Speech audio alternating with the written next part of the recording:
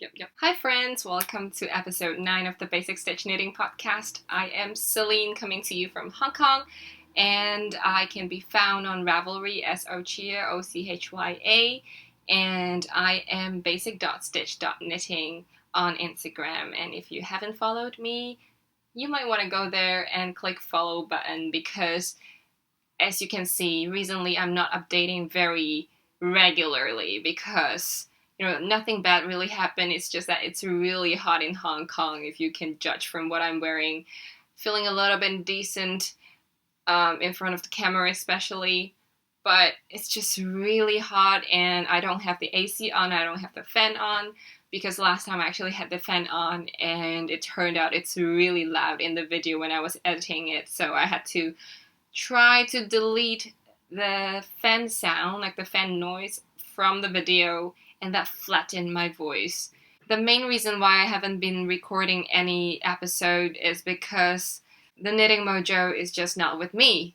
I just can't knit. Like, when I'm talking to you, my hands get clammy. What can I do about it? So I haven't been knitting anything new and been knitting the old things that you have seen before in earlier episodes. So I just feel like there's no need for me to record a new video. Let's jump right into the knitting progress of this video. I have here, what do you call it? This is not exactly a box. This is like a tray full of knitting objects that you have seen earlier. And I'm going to talk about them one by one. The first project I'm going to show you is this. This is a basic vanilla sock that I knit for my boyfriend. I just want to knit him a lot of socks because he is one of the most knit-worthy person I've ever seen, because he's just really positive and he's not stingy with his words, like compliments. I sent him the other pair of socks that I knit for him last time, and when he tried it on, he was like, this is so spongy. This is the exact word he used. This is so spongy, and when I walk in it in the apartment, I just feel like I'm walking in a duvet. Like, I walk in a duvet, except the duvet is on my feet. I was like, I really like that. I really like it when the recipients sound very happy with what I give them, of course. And believe it or not, all of my recipients have been quite ungrateful. I guess it's just because we're Chinese, and Chinese are, not all of us, but a lot of us are quite conservative, and we don't really say things out. We feel it, we don't really say things out, but sometimes I just really want some, out there compliments. So yeah. Oh, and my boyfriend didn't have any hand knit socks before. And of course, if you don't date a knitter, you don't get hand knit socks. That's it. So yeah, this is a pair of socks from Opal yarn in the colorway Strandgut. And it is, I don't know, this time I knit 72 stitches for him. Last time I did 76, I believe. He said it's just perfect. But this time I'm doing 72 so that I could knit a little bit longer. And also 72 and 74 is just 4 stitches. 76 is just 4 stitches different.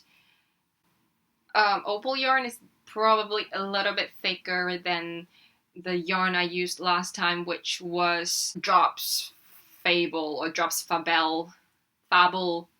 yarn. So 72 should do. But the problem is, if you do remember, in my last episode, I talked about the socks that I knit for myself. I knit 52 stitches instead of 56 stitches, and I couldn't wear it. Could I? Probably. I don't know. Anyway, that was a pair of socks that I just put away until winter, maybe, until where I feel like, it's okay again for me to pick it up and, rip back and knit again. Anything else? This is just my very, very basic vanilla sock. I like to knit with pattern socks. I don't really knit, self-patterning sock yarn. and I always only do my version of vanilla sock. Everybody has their own vanilla socks. Everybody has their own recipe, and for me, it's Judy Magic cast on 2x2 ribbons here, and I'll definitely do Jenny's surprisingly stretchy bind off. Super boring. I repeat this every single time I knit a new pair of socks because it's just how I knit socks. And I don't really like to knit like a pattern socks. Like, I know there are a lot of beautiful sock pattern, but I just don't feel like knitting them. Anyways, and this is ta-da! Oh, I'm actually not doing the auto-focusing this time because, you know, when I first realized that my camera or my brother's camera can do this auto-focusing, I was over the moon happy, like thrilled, because when I watch other people's podcast videos, it's usually so on point, like the camera is always focusing on her face or his face, but when he or she holds up the knitting object or to the front, moving to the camera just auto-focuses to it, and it looks so professional and very viewer-friendly as well. But when I did it, it's just so weird because I'm like animated or whatever. It just keep on focusing and refocusing even though I'm not holding things up. And I believe it probably will make some of you dizzy or just, you know, annoy some of you. I don't know. So I just decided not to do it anymore until I figure out how to do it in a better way. But this is what I did for the socks. This is my first afterthought heel, and it looks neat. I did the no waste yarn method, and it's pretty easy. And I will just put the link in my show notes if you want to learn how to do waste yarnless afterthought heel, like picking up the stitches. It's really nice, and on one side, you know, it's like a no hole, no gap kind of knitting method as well. It's all in the video. I'm going to put the link in the show notes. So far, I'm just really happy. I don't know how it wears because I will just send it to my boyfriend and have him try this out for me. But it doesn't look too different from a Fish Lips Kiss heel, to be honest. So I'm really happy about it. You know what? It's strange because I've heard about Afterthought heel forever. And I think I first heard about it from Susan B. Anderson. But all of a sudden, recently, it's just a huge thing. Everybody's doing Afterthought heel. I originally wanted to knit this because Bakery Bears podcast was holding their BB Opal Kel, a Bakery Bears Opal knit along, because this is Kay's favorite sock yarn. The cast on date was Kay's birthday, and it ended yesterday, which is the 30th of June, and this is 1st of July today, 2017.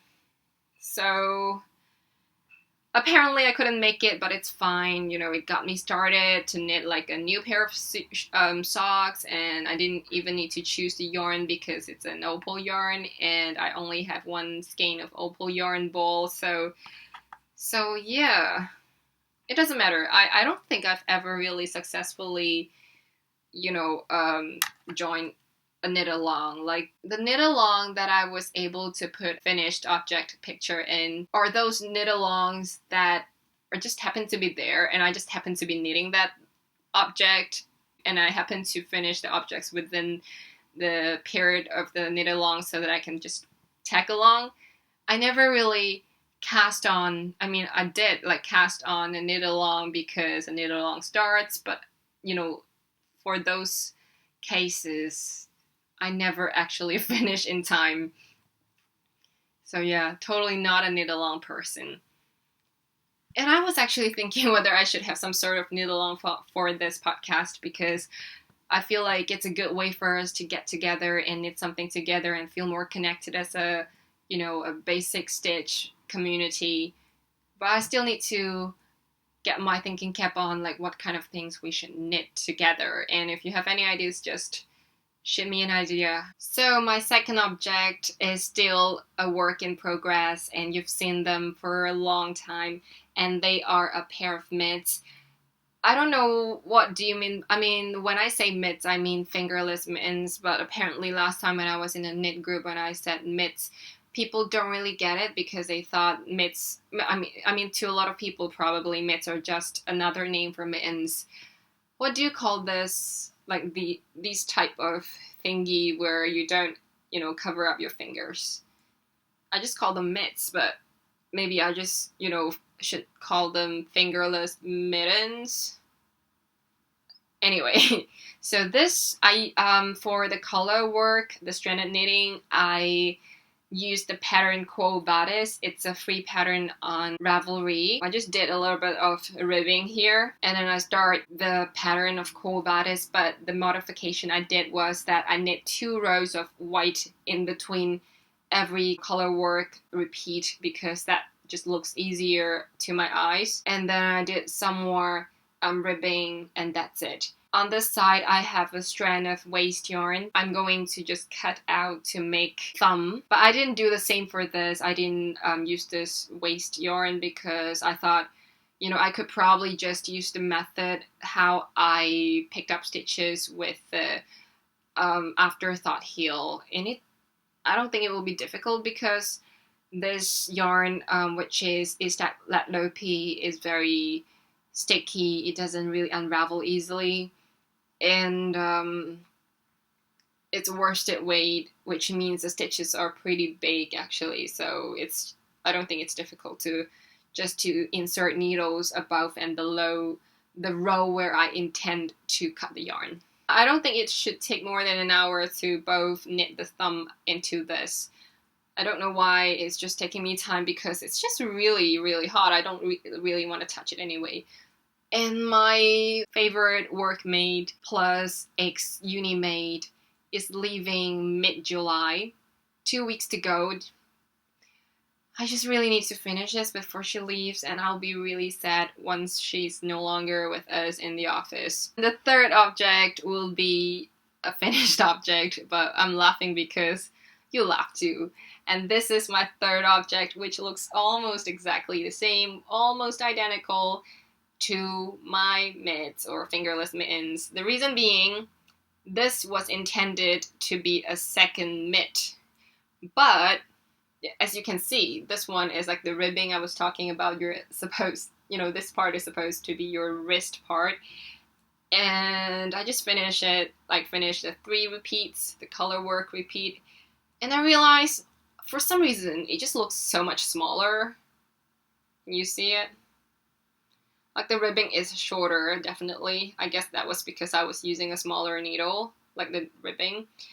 And for the color work, like what I said here just now, I knit 2 rows of white yarn before the next repeat, but for this one I forgot about it and I only knit 1 row of white yarn before I started to the next repeat. So it's just smaller, so I was like, oh, what do I do now? Because I don't really want to rip back everything.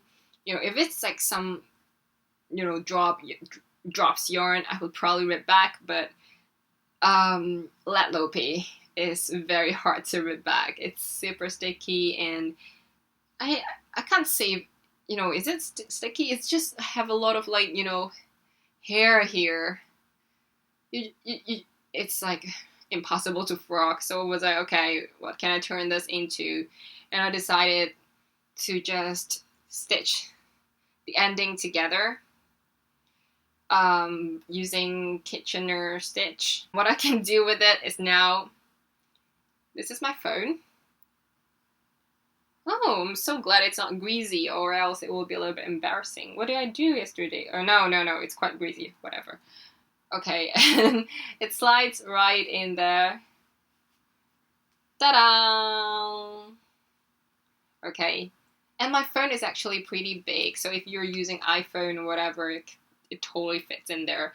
But for now, I really don't see why I shouldn't use it, because, when I'm using the phone, sometimes it gets really hot. I don't want to keep it hot in this. But if you're in like a winter place and you don't want your phone to die because it's too cold. I'm not even sure if it's possible, but I heard it's possible when I was in Japan long time ago when it was snowing. You can just, put your phone or camera or whatever, like small camera in. It's something that I definitely do not need, but what can I do? I made a mistake. I'd better get something out of it. So yeah.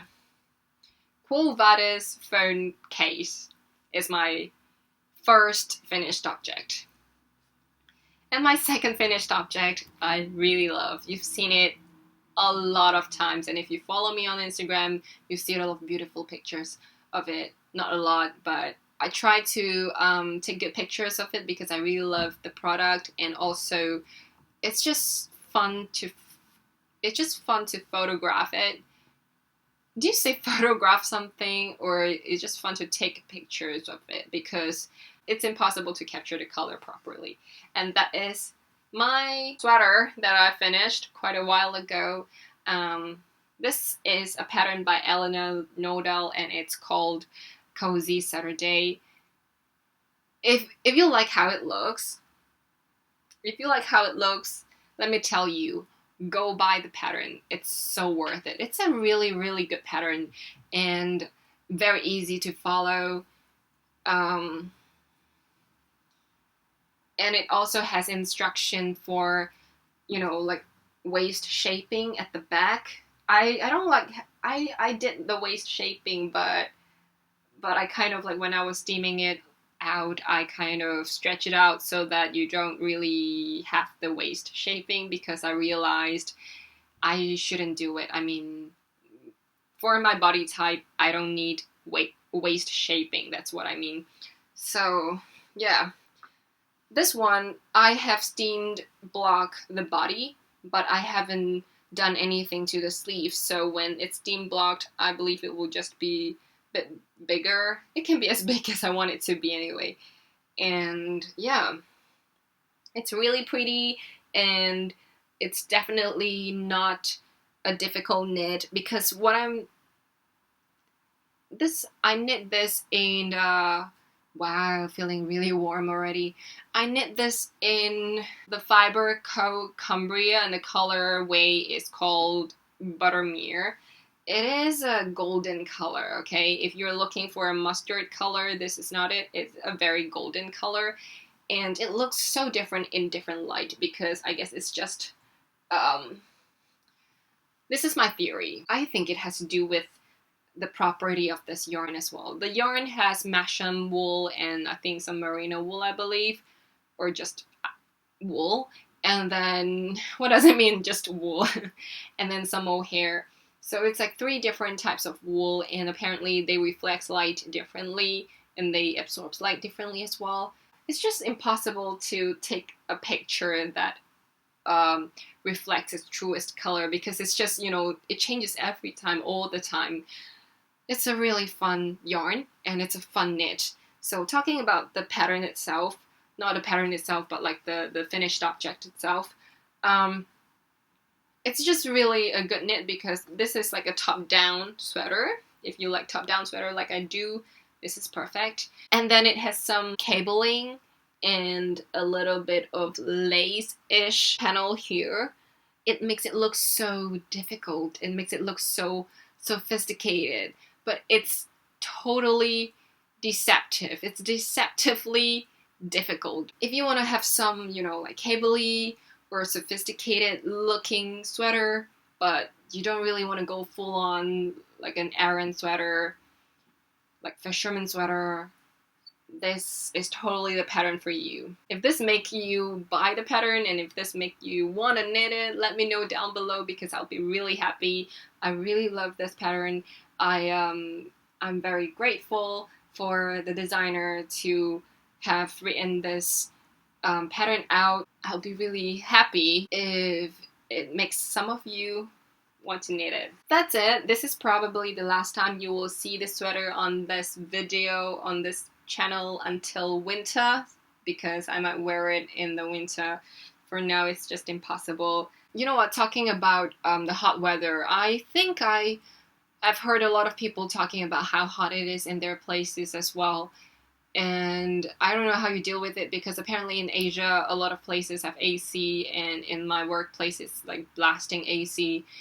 But so when I say, oh, it's hot, I don't want to knit and I don't have the knitting mojo to knit, people in Hong Kong would think, why is that a problem? Because apparently people usually have AC on all the time. But I just don't do it. I don't like AC. One of the reasons why, even if I have work unfinished at work, I will just bring it home to do it because I will not want to stay in an AC room too long. First of all, I'm very sensitive to cold, and AC usually is just too cold for me. Even though you get it at like 24 degrees Celsius or 23 degrees Celsius, for some reason it just gets a little bit cooler and cooler over time if you're in the room, because the cold air just accumulates, I guess. And secondly, it just feels very unnatural for me because you're knitting because you want to knit something warm to keep yourself warm. But while you're doing it, you're making yourself cold. I don't know. It probably doesn't make sense to you that it doesn't make sense to me. But that is the reason why I don't really knit so much recently. So that was all the knitting objects I could show you this episode, and sorry that you have seen them many times before, but I hope you still enjoy it because I hope I managed to say something differently about the projects every time, although I know I probably don't. But it's like a progress. I feel about the same project differently over time. That said, I don't think I can say anything new about them next episode. And now I like to talk about something that is totally non-knitting related. So if you're not interested, I'll say goodbye here and I'll see you next time around. And if you're interested, stay tuned. I'm not sure about your place, but recently in Hong Kong, every shop is doing sale. Like, just every single shop. Well, fashion shop, like clothes shop. So I totally went crazy because I usually don't really buy clothes. I haven't been buying clothes for a long time. So long that my mom actually started to buy clothes for me because she thinks I'm always very stingy to myself, and I should buy some clothes. And but being a minimalist or somebody who tries to be minimalist, sometimes I'm just really happy with my closet, my wardrobe. Although they're very boring to other people. Like, I work from Monday to Friday, so I have my work clothes. Usually they're like black dresses or like skirts and shirts, or a skirt with something else, like dressier thing on top. On Sunday and Saturday, first of all, I don't really like to go out. I'm a homebody. And if I do go out, usually when I do go out, I feel happy. If it's like a fruitful day. If I do go out, I usually just wear like a navy t-shirt, which I have like 10 navy t-shirts, and then jeans or shorts. That's it, and I'm pretty happy with it. But, when it finally sells, I just feel like maybe I should put in more effort into looking not just good, but, look like you have made an effort to look good. So I've been doing a lot of shopping in different shops. I bought things from H&M and Marks and Spencer and Zara and American Eagle Outfitter and COS. COS is my favorite because it has really good quality, and it just, when I buy from COS, sometimes I'm feeling like, the problem with COS is their smallest size is usually still a little bit bigger for me, but the way they just handle the clothes, the way they pack your clothes in a sheet of tissue paper, it just reminds you why you need to buy from them. It just reminds you how quality clothes should be treated and how you should treat yourself as well. I pretty much know what I like. One part of being a minimalist is you start to be very selective. The fewer things you can own, the more you will pay attention to eliminating things that are not best for you. So by trying to be minimalist, you actually understand yourself better. That's why I would recommend that if you feel like you're overwhelmed by the things that you have, or if you have a lot of things that you don't really like, look at videos or read books about how to eliminate things that aren't necessarily the best for you. So what I'm trying to say is, even though I went a little bit crazy on buying clothes, I still feel fine because I know I can return them. And when I first brought them home and tried them on and sent pictures to my friends who always love, they were like, oh, no, keep that, don't return that. When you first buy something, of course you love them because that's why you buy them. So it's okay. Don't cut the tag. Don't try to wear everything. Keep them and review them in 1 to 2 weeks, because usually, check with the policy, but the policy usually is 1 month return. Let it sit there for 1 to 2 weeks, and after a week or two, try them on again. Or maybe try them on after a week, and then after a second week, try them on again, and decide whether you like it enough. If it doesn't fit your body, it definitely has to go. And if it doesn't fit your lifestyle, it has to go. If you don't feel good in them, it has to go. So yeah, I'm just really, really happy that I actually, the first day I bought the clothes, I was like, oh my god, there isn't anything I want to return because they are all so pretty and they look good on me. But now, after 2 weeks, I think, or even just 1.5 week, I could totally picked something out that I am going to return.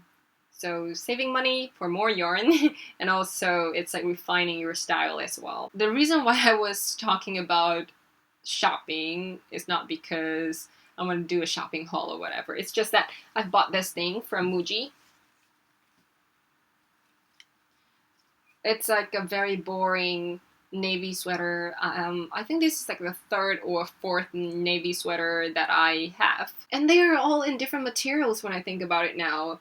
The first one was all cotton. The second one is probably cotton or some synthetic material. Third is merino wool from J. Crew, and the fourth one is this. And guess what it is? Can you see how see-through-ish it is? It's linen. It's 100% linen. It says it's V-neck sweater, French linen. Is that V-neck?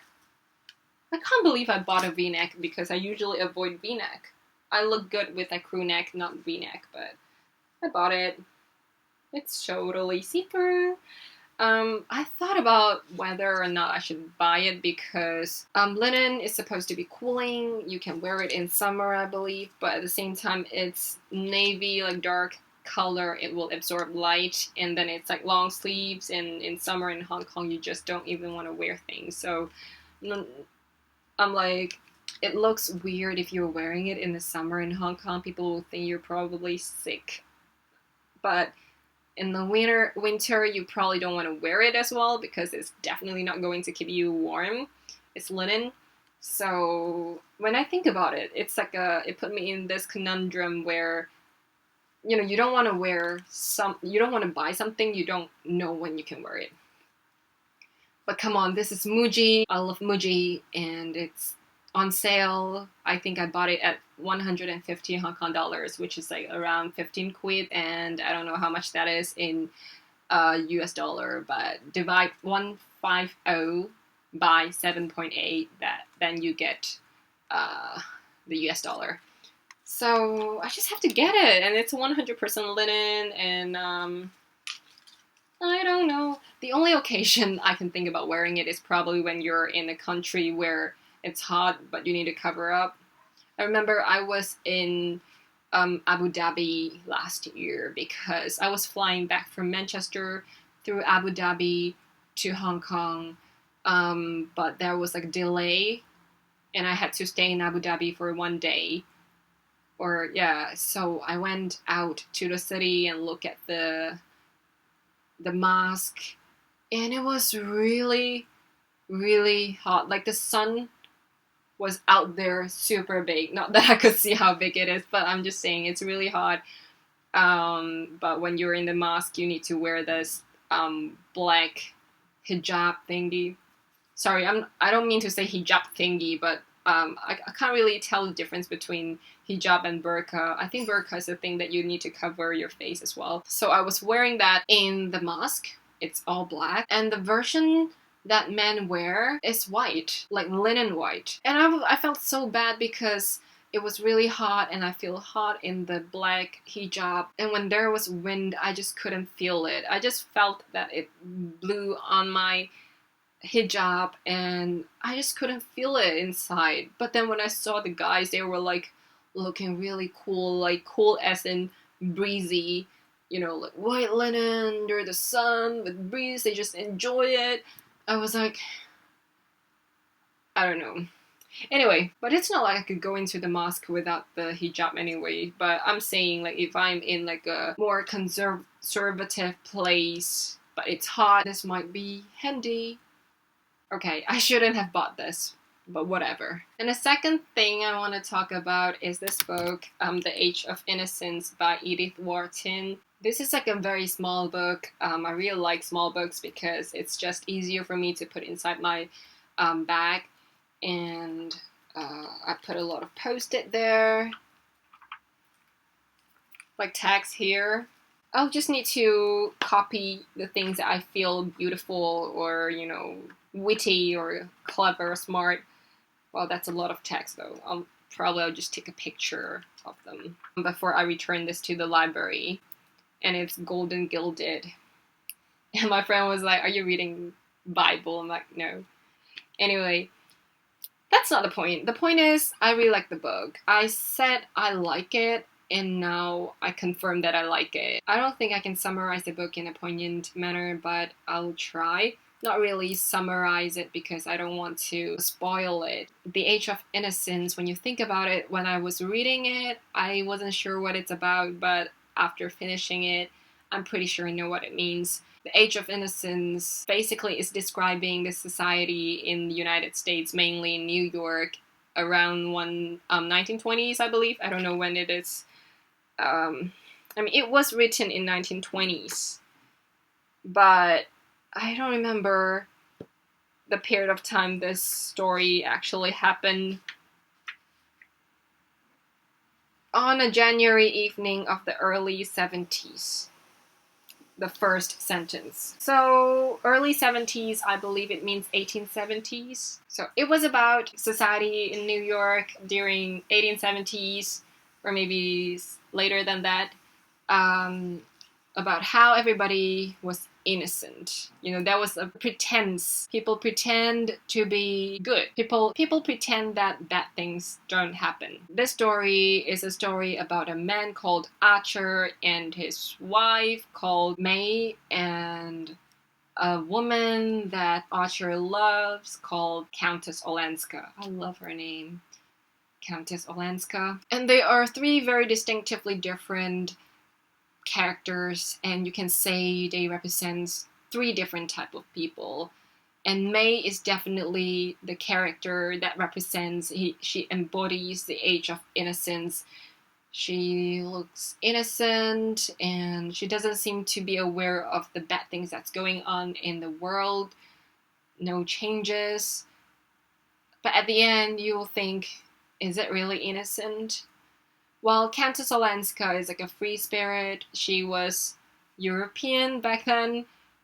Funny because when we think about it, we've thought, you know, European were like more of the, you know, come from the old days, you know, because of the longer history. And then the States probably represents like liberty, freedom, and new ideas. But apparently it's not. To them, like the European way is like the free way, which wasn't a good thing in the New York society back then. That is what Countess Olenska represents. While Ochya represents a person who's trying, you know, he's trying to balance between being traditional, being conventional, while at the same time he's not born that way. You know, he was born into a family where it's a conventional, it's all about your family name, but at the same time he's different from them because he enjoys art, he enjoys new idea, he reads a lot.